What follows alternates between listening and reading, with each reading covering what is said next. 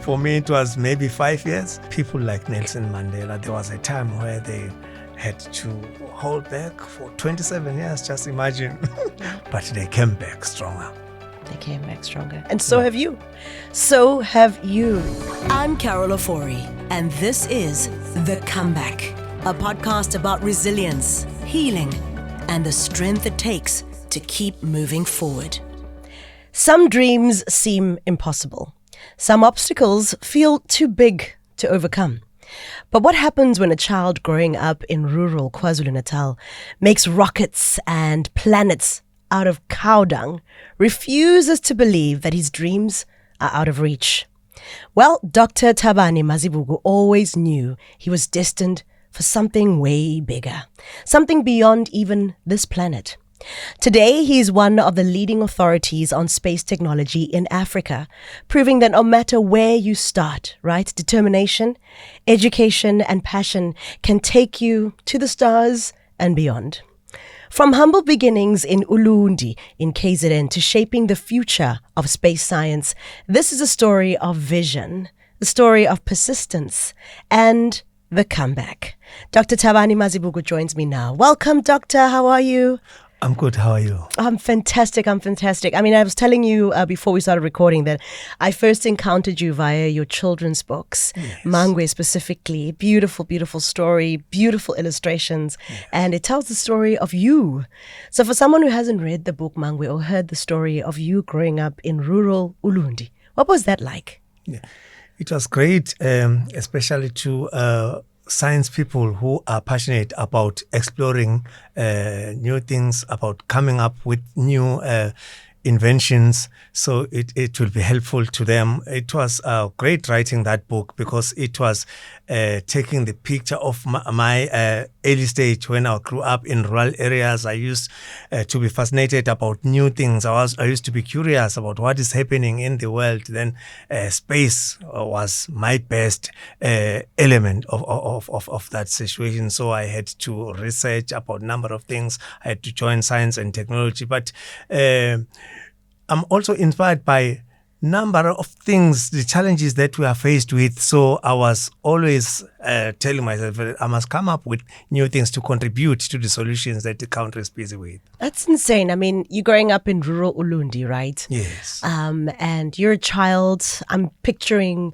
vast lands, cattle, homeland, and that's the environment you're raised in. How does a little boy who, is just playing around decide, I want to go and research planets?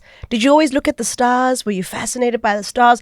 What sparked your interest in this world? Because many people would not think that would be something a little boy out in Ulundi would be interested in, is the stars and science. Yes, we were so fascinated with stars, and it was linked with socio-economic conditions of the environment I'm coming from. Okay. My grandfather used to look at the stars at night and tell you what is going to happen tomorrow in terms of weather, so that he can tell us the good terrain for our cattle and everything, the livestock, that maybe use this felt because it's going to be raining tomorrow. So that's where I found that, there's linkage between astronomy and socio-economic conditions of my village.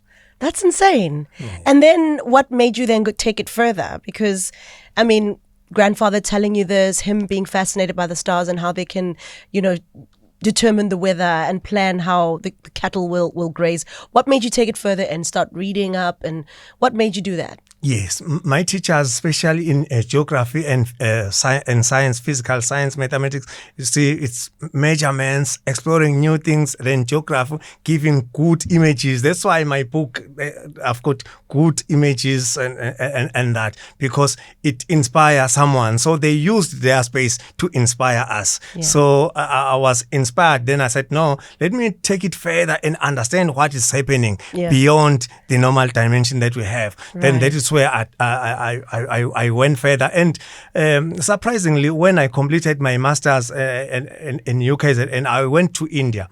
In India, they used to have simple technology. They use that simple technology to solve socio-economic challenges. So I went to a museum called in Bangalore. It's high-tech science museum in Bangalore. So I found everything about space that is fascinating. So when I came back to DT, I said, no, I must register something related to space and sciences. Fortunately, the Space Science and CNS Center took me as one of their students. I got that scholarship. So I said, that is my turn. To pursue this. Yes. You know what I found so cute as well? You tell the story in your books how you would make rockets out of cow dung and how you'd make planets and you'd run around looking at the stars and saying, one day we're going to be up there. Can you tell us how you would make rockets and planets out of cow dung? Because when I see cow dung, I'm just like, ew, that's nasty. Yes, cow dung and the clay soil actually. So we were linking what we see in our books. Then normally people used to have like that small cows using cow dungs. But I said, no, let me take it further. Cars, aeroplanes, then I got to learn about space vehicle and spacecrafts. So I said, maybe let me try this. So rocket was the easiest one. As you can see the shape of the rocket. So it is make easier. Then to my surprise, that in 1998, the International Space Station was introduced. But I don't think I will be able to to craft the International Space Station because that one is too complicated. But the rocket was the easiest one. Yeah, the easiest one. Oh. Now, as you say, making rockets and all of this, I mean, I know as a kid, telling my mum, for example, I wanted to be a radio broadcaster. She was like, please just stop and go to school. Like, we don't have time for this. Now, what was it like with you going to family and saying, I want to do this. I want to build rockets. I want to do science. Were they intrigued by your ambitions, or how was the reception? It was not easy. You see, science and mathematics were not the easiest subjects. So looking at my background, I was not coming from a wealthy family, you see. So the main issue that was running in my head and their head was, please finish the school, go to work, you see. Go get a job, okay? Leave the rockets and the dung. Yes, that will delay us. Yeah, but I had that challenge, but I said, no, I must do this because to explore can not only assist me, but it can assist because it's a matter of getting more knowledge about what can be done to solve socio-economic challenges that are facing the whole village, whole province, maybe South Africa and the globe. As you can see now, my space tech challenges involve in numerous things, including stimulating interest to the young ones to participate in STEM subjects so that they can participate meaningfully to solve, to finding solution to socio-economic challenges that South Africa is faced with, you see. I do hear a lot of the word socio-economic challenges that South Africa is faced with. You've mentioned one, which is, you just said stem cells. Yes. What other ones? For someone who doesn't understand, what do you mean by that? What are the main challenges for you that you've picked up from childhood to where you are now? You see, we've got a number of socio-economic challenges. Even now, when you go, you see roads are not in good conditions. We have water challenges. We've got sanitation challenges, electricity. The list is endless. So out of all these socio-economic challenges, we need solutions. We need people who will come up with new inventions. We need people we need to inspire our young ones to be producers, to manufacture. Then South Africa, that is always buying the consumer kind of South Africa. We do not need that. We need someone or new people who will come up with new interventions and solutions so that new technologies and innovations can come into place and rescue us in this situation. You know, it's so important what you're saying because we live in a world now where a lot of people are facing unemployment.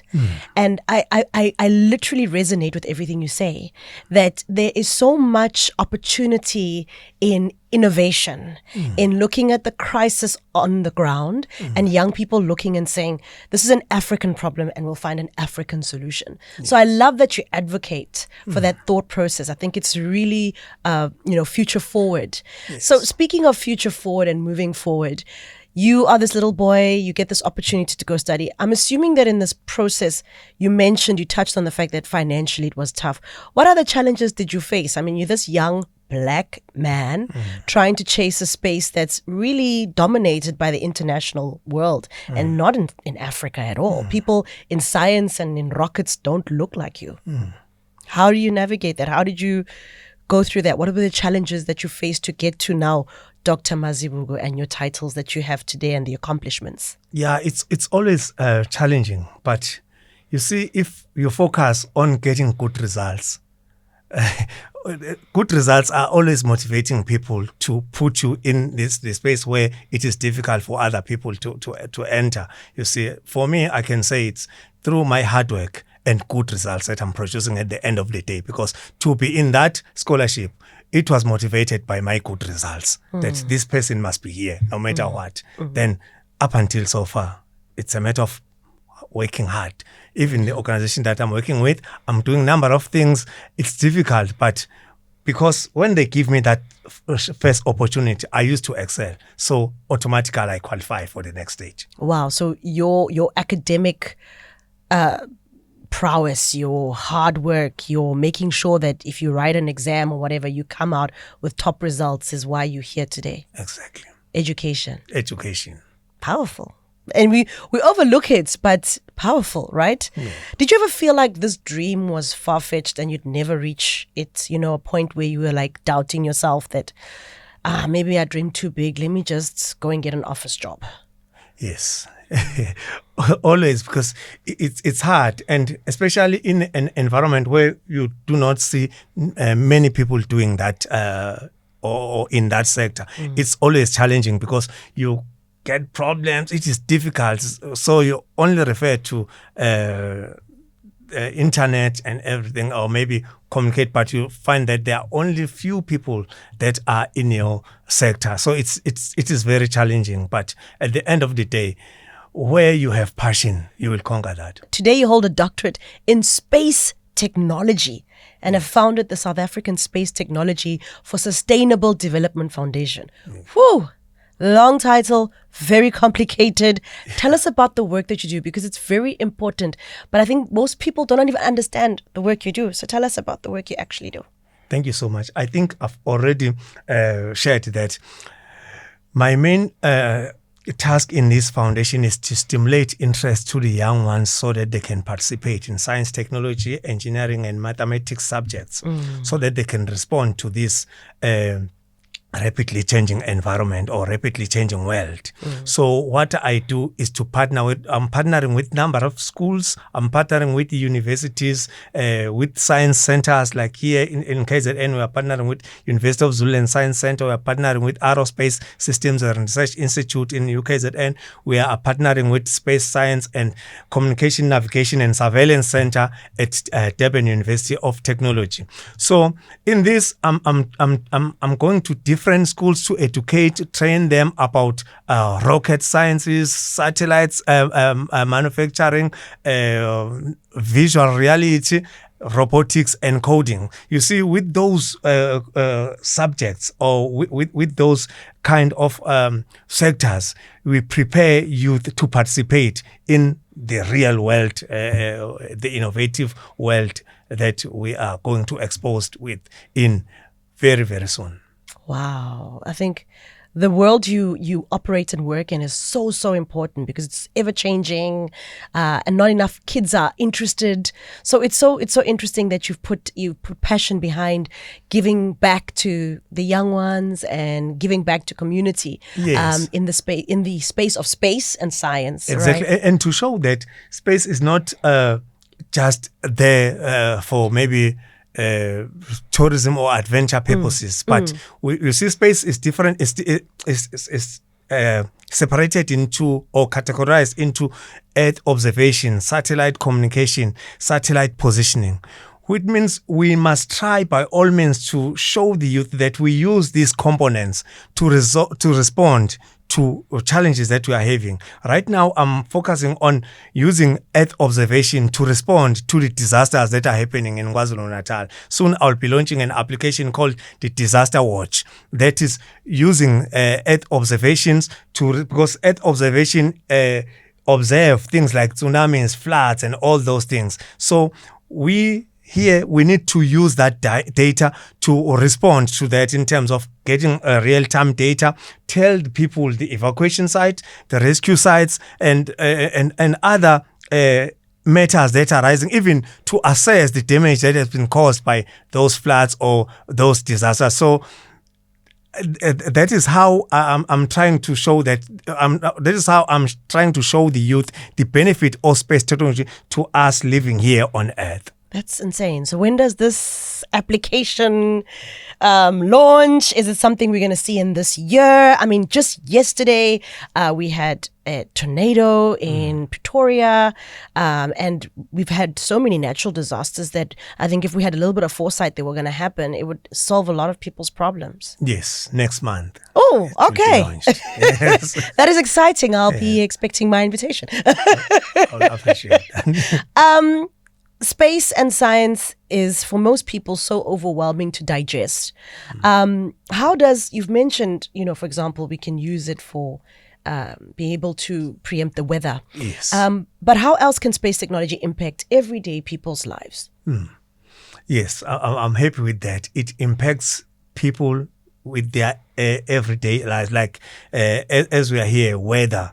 I got it from Earth observation, satellite positioning, the location that you get the location or the GPS location through satellite positioning, satellite communication. That is why we are communicating. That is enabled by space technology. Yes. Yes, including the experiments that are happening there, because I told you earlier on that the International Space Station was introduced as the world's biggest laboratory that is giving us number of things through the experiments that are done there on daily basis that are telling us that this now is moving to this edition. So that is how space technology improve our daily living.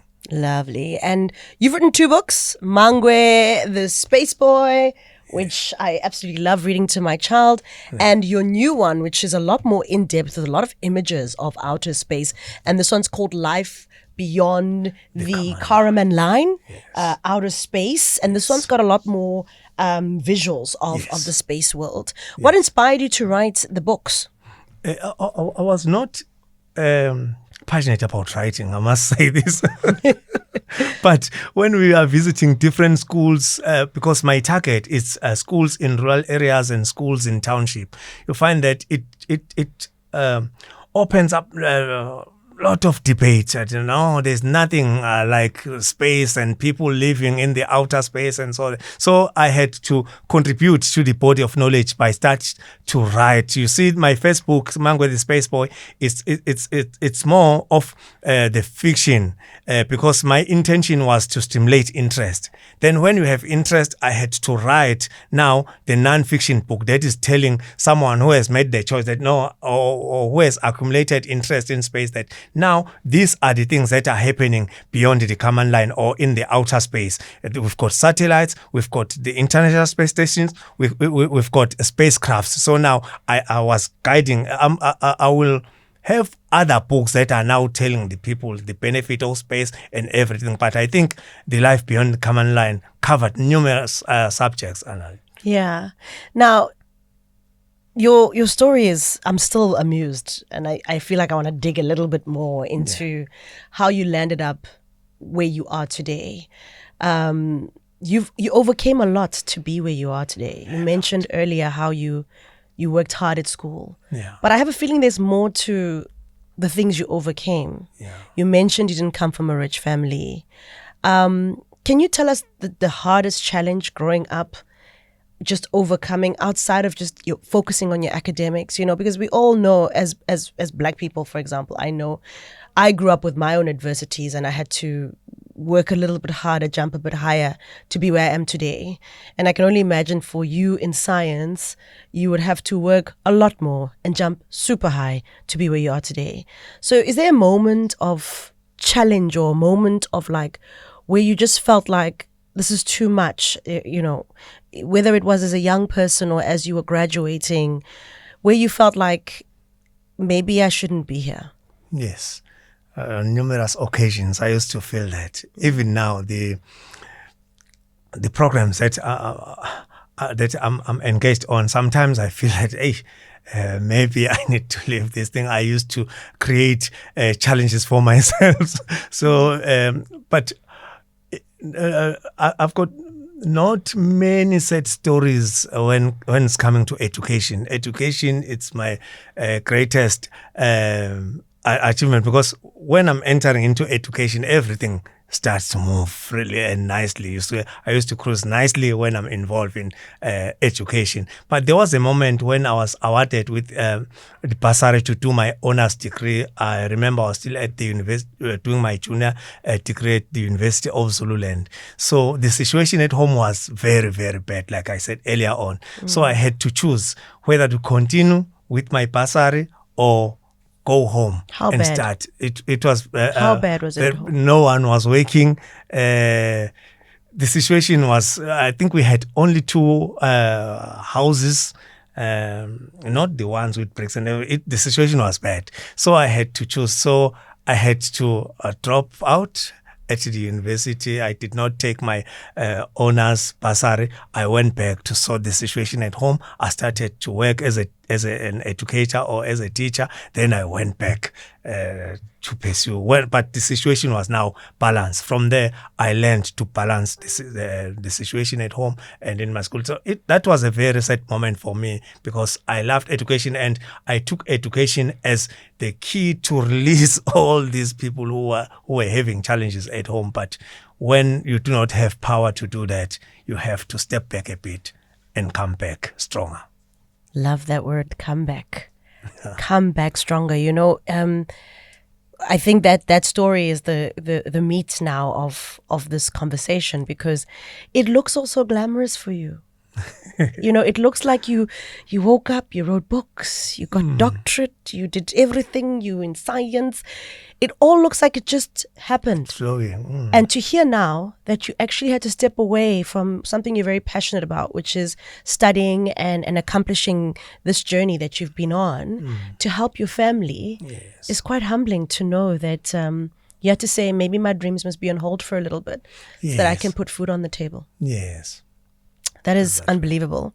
Now, there is a young child or a family, someone watching right now and saying, my dreams and my circumstances are way more. I can't do what he's done. What do you say to them? They must push harder. Forward we go, backwards never. People must have that. You see, when you enter into anything, nothing can stop you. When you have passion, nothing can stop you. That's why they said planning. It's imagination is better than planning and all those things, because with imagination you can go to space. With imagination, you can go everywhere. With imagination, imagine things automatically. That will come normal. Then everything you do will just flow. Everything you do will just flow. Do you want to go to space? Like, do you want to get in the rocket and just go and just hang out there? I've started. I'm writing books. I used to be in the replica of the International Space Station doing experiments and things. I used to partner with people who are doing rockets. I'm participating in numerous conferences globally about space technology. So now the only thing that is left is for me to go to space. And is it something that's on the cards for you? Because I know there's some team that's stuck there now and they're only coming back in like who knows how long. So would you like to get lost in space out there as well? They're not stuck, because that's what they are. That is their main job that they are doing. The job of an astronaut, or the duties of an astronaut, is go to space, do experiments.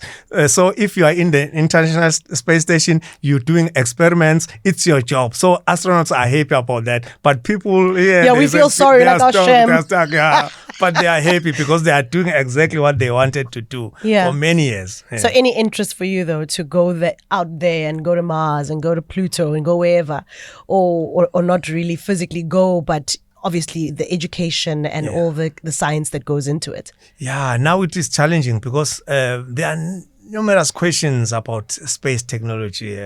Last month, 2 planets were near the moon. There were a number of questions that I had to explain. So to keep myself revived and ahead of the situation, I need to explore that.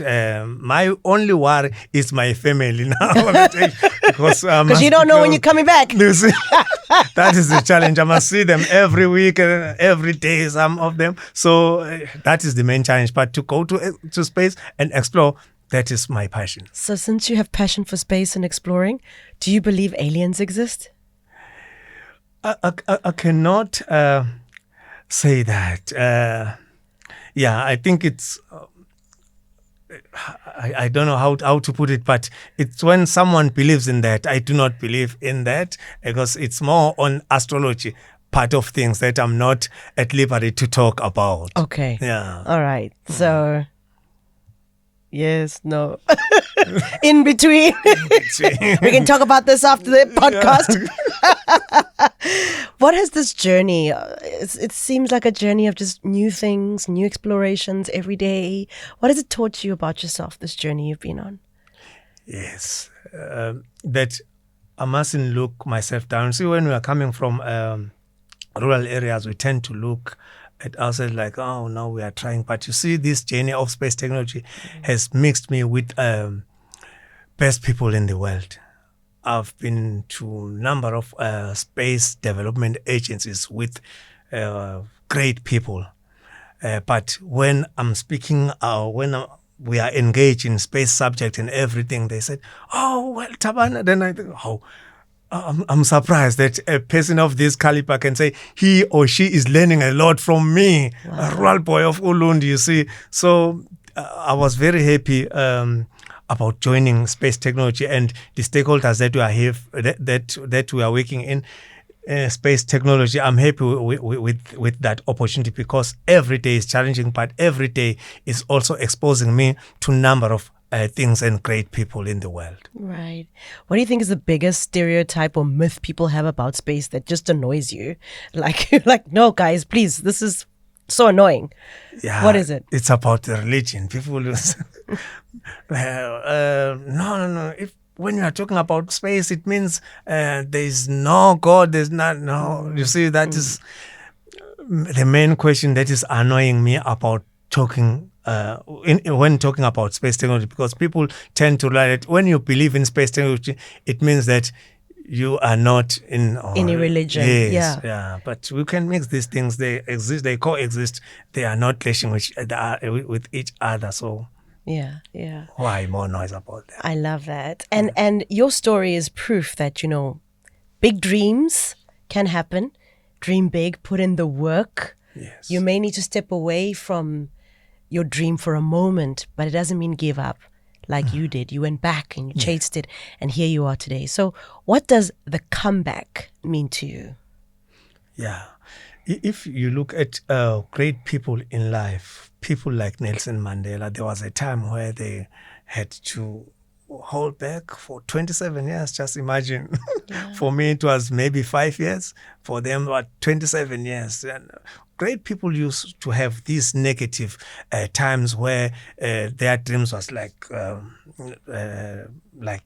faded, but they came back, and they came back stronger. Presidents, people, the biggest entrepreneurs, they used to have that, but they came back stronger. They came back stronger. And so have you. So have you. Geez, I'm so thankful for the sit down. Is there anything else you want to share with everybody about science, about your journey, about things that are coming up? Anything else you feel we need to know? What we need to know is that science is the subject of exploring things. We need people to be explorers. We need South Africans that are coming up with new solutions. At the moment, as you can see in this book, we've got the astronaut outside. We are working with different people. You see, last year we had an astronaut, Dr. Ian Proctor from SpaceX, here in Durban. We went to different schools in Durban because Ian Proctor believes in using your space to inspire.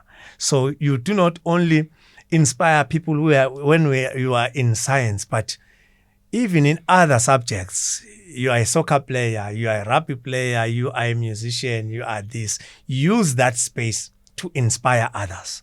Because when we produce many people of my caliber, just imagine the kind of South Africa that we'll be having. Wow. You see. Yeah. So I want to challenge everyone that please let us focus in this. Let us build infrastructure. Let us do related activities.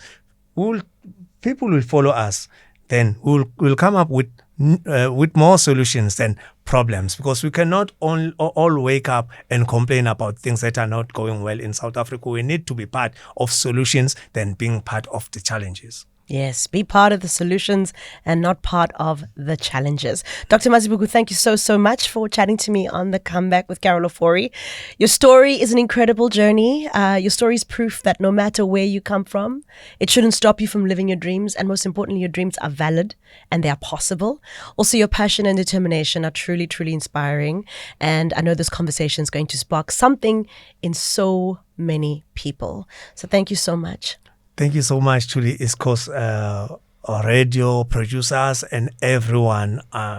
When I grew up, I used to listen good music by East Coast Radio when I'm doing my homework, my assignments. So I'm happy that today I'm part of it. I'm explaining things that maybe will stimulate interest to other people, young listeners there at home. I love it. Yeah. Well, thank you again, Dr. Mazibuko. We appreciate it. Now, if you found this conversation inspiring, send it to someone, share it, don't hold it for yourself.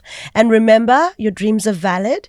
And also remember that The Comeback has many, many more episodes within this series. So it's all about resilience. It's all about success. Until next time, I'm Carol Ofori. The Comeback with Carol Ofori is an East Coast Radio podcast.